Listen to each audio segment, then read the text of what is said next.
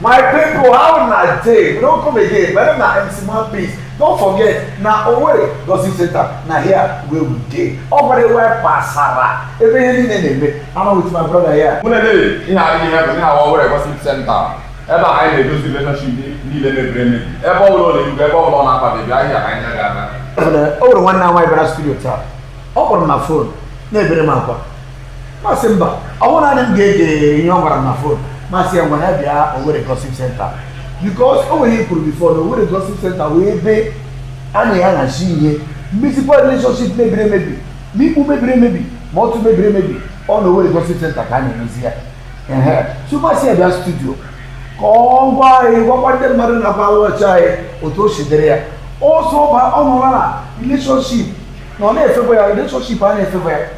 What can that be here on our boss? What can that on our boss? Yeah, Papa. Hey, I'm going to go up. I want to buy the office. I'm not in the studio now. Because I joined here before I am a little. Because one day I learn again. Chimajulam. Chimajulam. Chai. I don't want to say Zibaha. Chimajulam. I'm working out here. I don't got it emotional. Chai. You know to make you go mad with Chimajulam. Working at Harajulam. On the number. Ode kwa ma ye kabremono. Chimajulam. You can really Kawatra otu mo ke shi wawa go because you from na first na mo ke break the heart again. Break the heart. Ni wezi ko obi. In fact obi da mo wala. In fact o even ata hini no ni moto.